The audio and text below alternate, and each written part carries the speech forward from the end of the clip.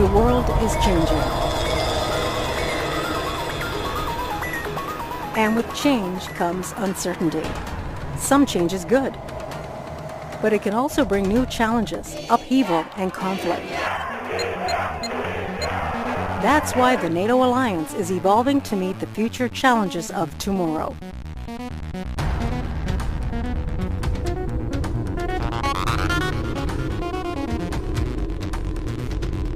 One of the alliance's primary tools in responding to crisis is the NATO Response Force, a highly ready and technologically advanced multinational force made up of land, air, maritime, and special forces components.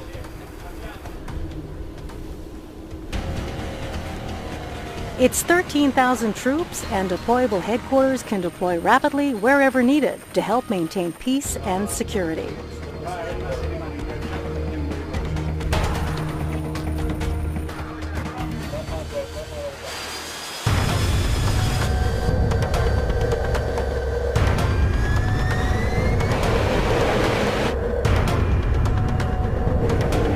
The NATO Response Force is at the core of our Connected Forces initiative.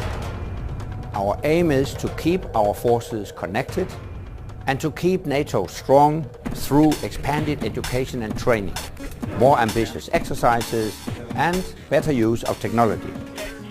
NRF troops must be prepared to deal with any situation in any environment, from disaster relief to defense of critical infrastructure, right up to high-intensity conflict.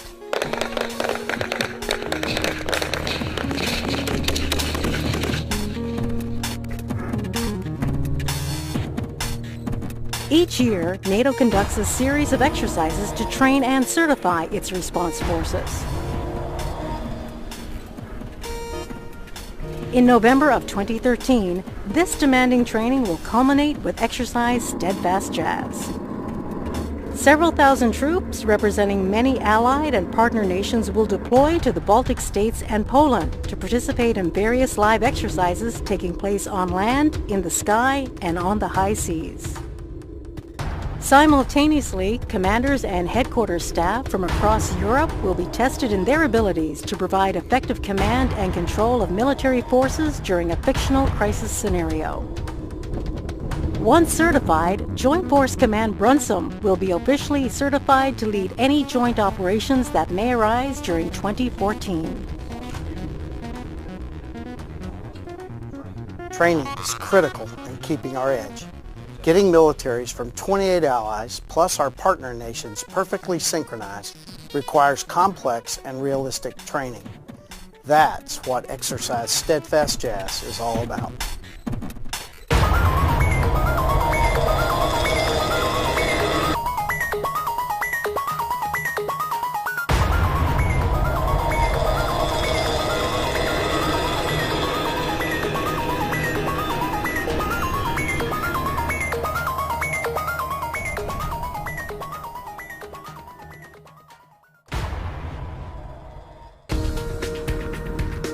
In November, NATO will conduct a major live-fire exercise in Poland and the Baltic states.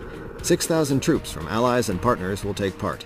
Exercise Steadfast Jazz will make sure that the NATO response force remains ready to deal with any threat. The NRF is a fire brigade for NATO, if you will. It is comprised of 30,000 troops from various nations, in this case 20 nations, various headquarters including SHAPE, our supreme headquarters, my own headquarters, the French headquarters, Italian headquarters, and so on. So they need to be trained in order to be able to respond to any given situation. And that's why we do this, what we call certification exercise every year, in order to simply check whether we can manage to conduct joint operations. The headquarters Allied Joint Force Command, Brunson, the Netherlands, will coordinate the exercise. The command of the NRF alternates annually between the headquarters at Naples and Brunson. In 2014, Brunson will be in charge of the NRF if it is activated. La NRF se déploie quand l'OTAN le décide. The NRF deploys when NATO decides, the NAC, the North Atlantic Council. It is a political decision, and from there, the NRF will deploy on any mission the political authorities task it with. The basic NRF structure is intervention in conflict. I would say it is a warlike tool, but other cases are envisaged and part of the doctrine of use. Elements of the NRF were deployed in humanitarian operations in the United States in 2005 after Hurricane Katrina and in 2005-2006 after the Pakistan earthquake. They have also been deployed in support of the 2004 Afghan presidential elections and public events like the Olympic Games in Greece. Exercise Steadfast Jazz will prepare the troops to defend any ally and respond to any situation. It is too expensive to keep thousands of soldiers in headquarters under arms and not well trained. So it is our obligation also for our taxpayers that they say this is kind of fire brigade. When it burns, you can rely on they will stop the fire. More exercises like Steadfast Jazz are likely in the years to come, with a large-scale live exercise planned in 2015. The goal to maintain combat effectiveness and the ability of multinational forces to work together after NATO's ISAF mission in Afghanistan comes to an end. Well, another day, another standoff. Behind me is the Ukrainian warship, the Slavutich. It's been blockaded by Russian forces. To my right are some Russian Marines who are keeping an eye on things. The Ukrainian crew seem to have prepared to repel boarders. You can see mattresses that have been thrown over the ship's rails to make it more difficult for grappling hooks to come on. As elsewhere, at army bases throughout the Crimea, this is a standoff, a war without any shooting yet. We still don't know how long these standoffs are going to continue.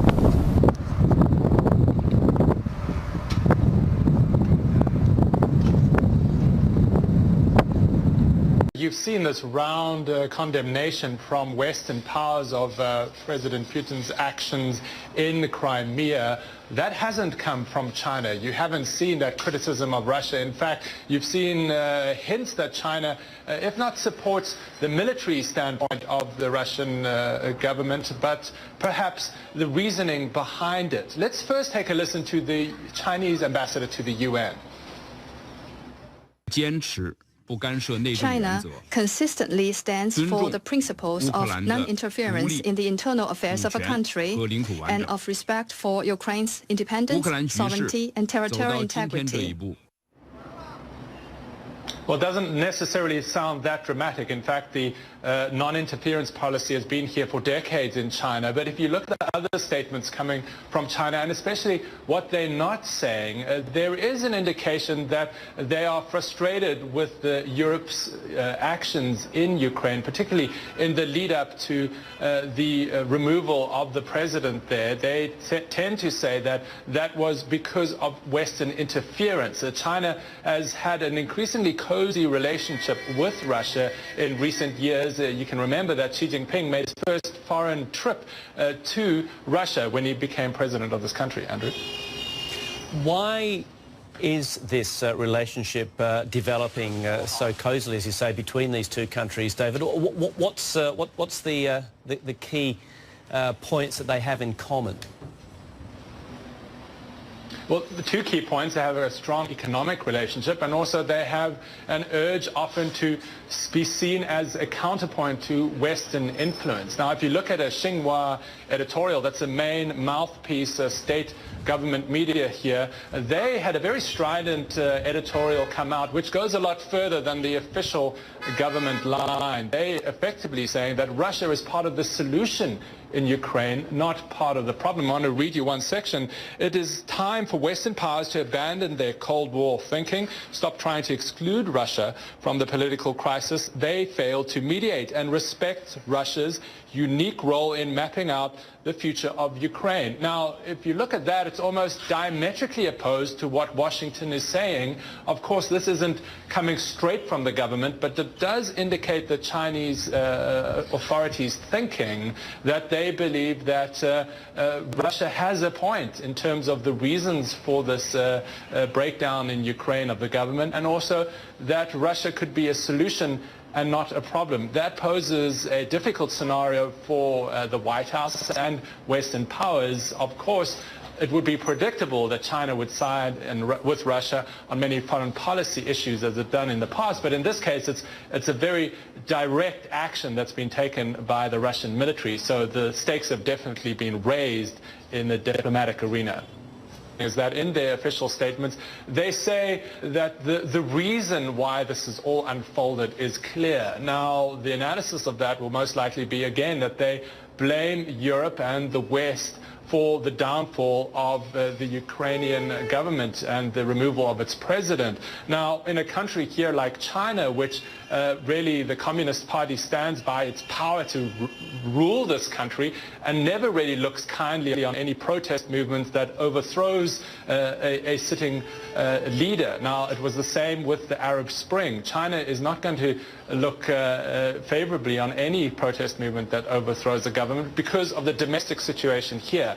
And then added to that is their relationship with Russia and the personal relationship with President Putin and President Xi that indicates that China is not going to be helpful at all in the White House or Europe's actions to solve the situation by removing Russian troops from the Crimea. I think America looks weak. There was a recent Gallup poll that shows the American people think that world leaders have contempt for Obama and see him as weak. Do you think we're seen being weak here? Well, when you're always playing defense, when you're always playing reaction, when you're consistently surprised, that does give that impression. No, I don't think America is weak. America is the strongest military power on earth. They perceive Obama as weak. We're giving the impression of being weak. We're not weak. We're an enormously powerful country. We're the most powerful country on earth. Our military is still by far the most dominant in the world.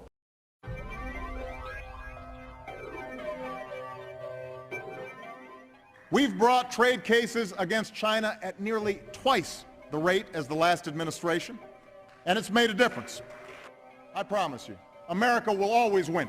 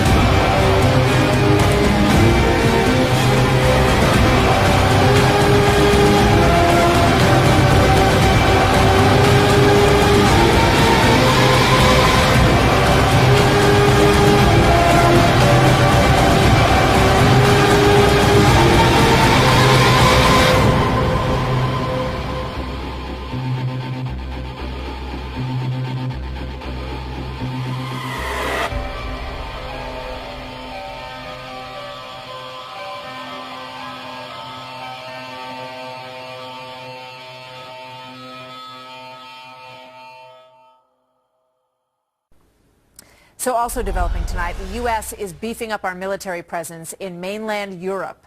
We have learned that the U.S. is sending in more fighter jets like these at the request of our allies tonight. Earlier, our own Shepard Smith traveled into the disputed territory, into the heart of this international crisis, and he joins us now live from Ukraine, from Kiev, Ukraine. Went to a naval institution and found Russian soldiers had taken charge of it.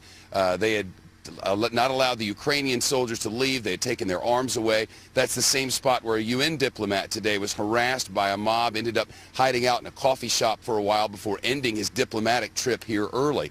The fact of the matter is the Russians control all of the ports, all of the naval installations. Ukrainian ships are blocked into their own port by the Russians, and the BBC even got video of Russian snipers in a tower watching over that area. So the truth is the Russians control Crimea. But certainly people here in Ukraine are wondering, especially in Kiev, which is more aligned with the West and with Europe, when does this end? Right behind me, the flowers that you see, that's the spot where the local police set up a wall. Police snipers got on top and killed a number of the protesters who were here. The hotel where we're staying at the time served as a morgue. So it may not look like tensions are high as you walk around the streets there in Crimea, but certainly they are. The Russians have taken control. The West is trying to get it back. And right now it appears, at least in the early going, that the West does not have a lot of leverage, Martha. All right. Shepard, invaluable getting that look from inside where all of this is happening. Shepard Smith reporting live from Kiev. Thanks, Shep.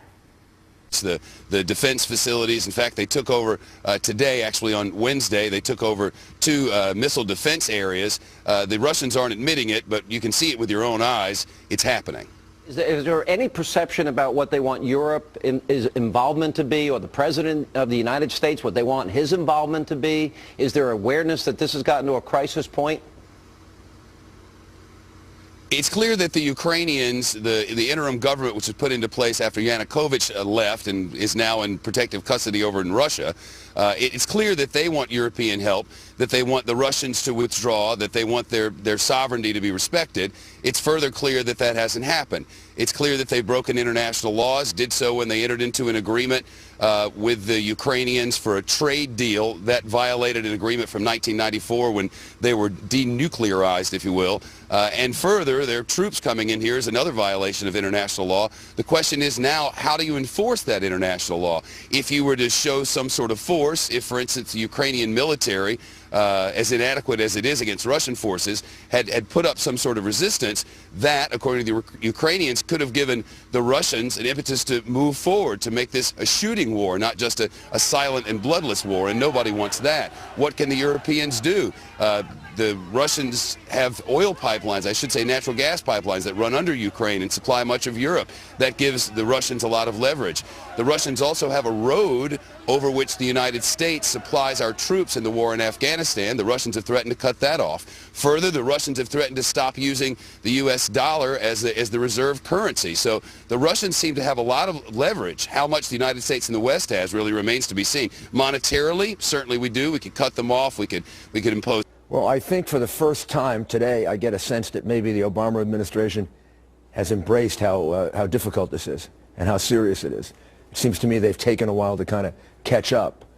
That kind of surprises me because you could have anticipated that Russia would invade Crimea from as far back as when they invaded Georgia. Hey, Governor Palin predicted it in 2008 with pinpoint accuracy and was mocked for it. Yeah, and so was Mitt Romney, right? For explaining what a danger Russia was. President Obama really ridiculed him about that. You would think they would have been prepared with Plan A, Plan B, Plan C.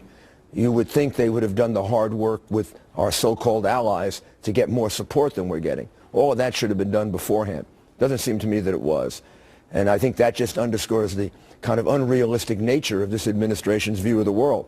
Having said that, I do think in the last day or two, they're starting to realize how serious this is. Moving some of these fighter planes in is a good sign that they're beginning to see that they have a very serious problem. What I'm troubled by is we don't take decisive action. Yeah. If we took decisive action, I think we could push this guy back. My impression of Putin is a bully.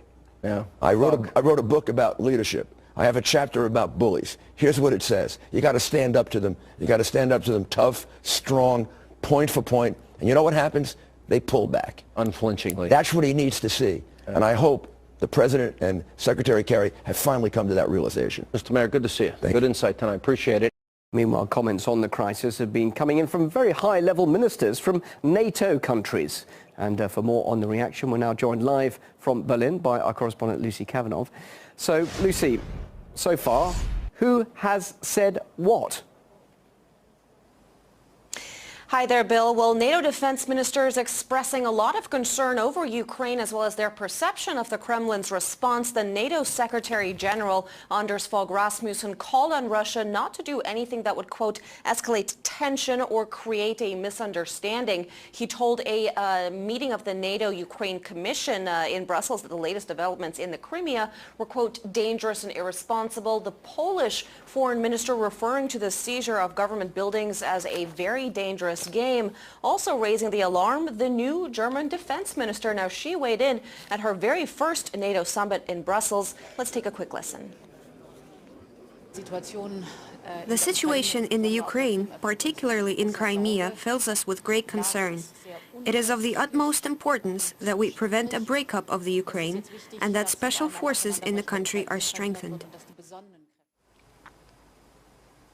It's a lot of concern about whether Ukraine remains in one piece or not. The Russian Foreign Ministry, meanwhile, issuing a statement in response to all this, saying that the NATO defense ministers were sending a, quote, wrong signal in their statements, urging all sides to refrain from making what Moscow referred to as provocative statements. The Foreign Ministry also stressing that Russia is not moving troops anywhere in Ukraine, seeking to calm the alarm that's really been raised here. And this alarm not just coming from the NATO ministers, but reflected in the Western press as well. The news has certainly made front page headlines with a lot of speculation that Moscow's decision to hold military drills is linked somehow to the unrest. That's a notion which the Russian Defense Minister Sergei Shoigu disputed, saying that the emergency military drills were routine and largely unrelated to the developments in Ukraine. He did go on to say that Russia is, of course, closely monitoring the developments there, and as well as around Russia's Black Sea Fleet, which, remember, is based in the Crimea. Now, of course, when it comes to Russia, the main concern is what the future holds in terms of Ukraine and NATO, something that's been on the table and a fear ever since the breakup of the Soviet Union. We have to keep in mind that back in 1997, we did see NATO set up a special joint commission with Ukraine in order to oversee relations. Later in 2008, there was an agreement that Kiev could eventually be considered for NATO membership, but that had been put to rest at the time. A lot of questions now whether Ukraine will revisit the issue with the change in power. Of course, it may be too soon to tell, but certainly not too early to worry as far as the Kremlin is concerned, given Ukraine's strategic position on the map. I'll have to leave it there, Bill. Back to you. Lucy, thanks very much indeed. Lucy Kavanagh live there in Berlin.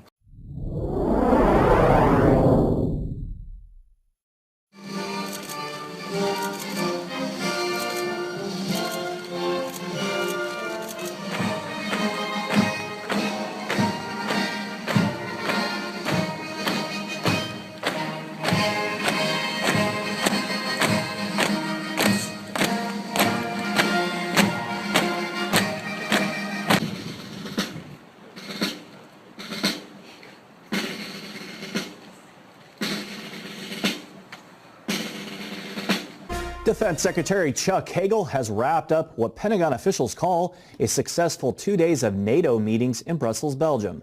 In his closing remarks yesterday, the Secretary told reporters the U.S. remains committed to its NATO allies and European security. From Kandahar to Kiev 20 years ago, none of us could have foreseen the ways in which NATO now contributes to global security. With the strong support of the United States, NATO has been and must continue to be a force for peace, prosperity, and freedom, not only in Europe, but around the world. That is our responsibility in the 21st century. NATO defense ministers are wrapping up 2 days of meetings today in Brussels, Belgium. Topics included overall defense capabilities, the future of the mission in Afghanistan, and the situation in Ukraine. Defense Secretary Chuck Hagel said the U.S. respects and supports Ukraine's sovereignty and called on Russia to do the same. That's why I'm closely watching Russia's military exercises along the Ukrainian border, which they announced, as you know, yesterday. I expect Russia to be transparent about these activities and I urge them not to take any steps that could be misinterpreted or lead to miscalculation during a very delicate time. The Secretary said it's important for all nations to work together in support of a peaceful future for Ukraine. The Defense Department is pursuing measures to support our allies, including stepping up joint training through our aviation detachment in Poland. It's an area that I visited a few weeks ago, and augmenting our participation in NATO's air policing mission on the Baltic Peninsula. That this is a time for wise and steady and firm leadership. And it's a time for all of us to stand with the Ukrainian people in support of their territorial integrity and their sovereignty. And we are doing that. Senior U.S. Defense Department officials will send military jets to countries in the Baltic region. They want to help American allies boost their defense capabilities. Defense Secretary Chuck Hagel discussed the plan with members of the Senate Armed Services Committee. The Defense Department is pursuing measures to support our allies, including stepping up joint training through our aviation detachment in Poland. 4 F-15 military jets are already in the region as part of a NATO mission. The pilots monitor airspace violations over the Baltic states of Lithuania, Estonia, and Latvia. Officials say 6 more jets will be sent to a base in Lithuania. U.S. leaders have suspended military exchanges with Russia.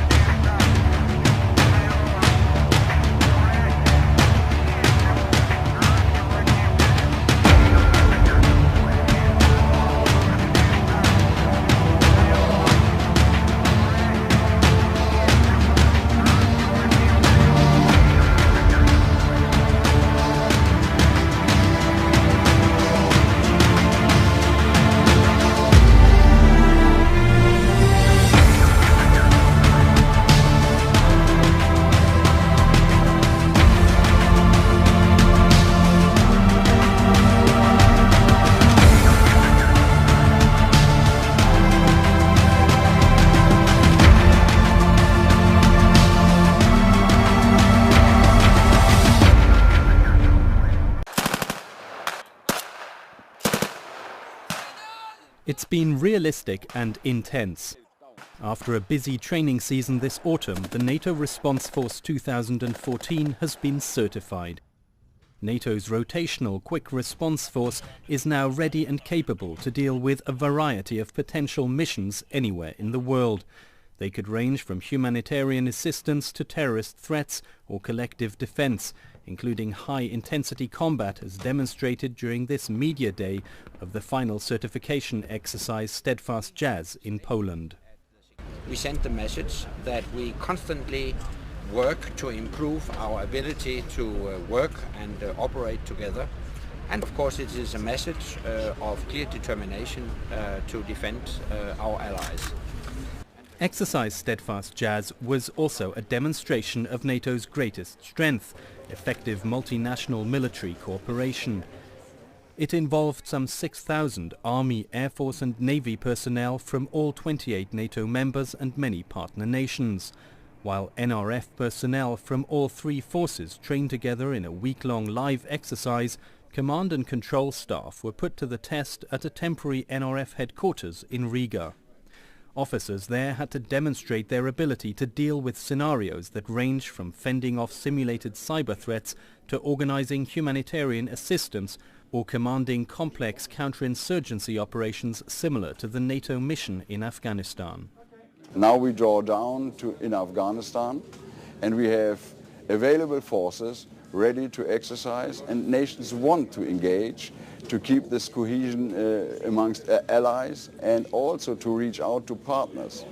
And I think that is why we have changed the main point of effort, if you will, from operations in Afghanistan to training in the future. The rigorous program of training and exercises NATO has conducted this autumn marks the beginning of a new strategy designed to ensure that not only the NRF but the alliance at large remains connected and capable for the future.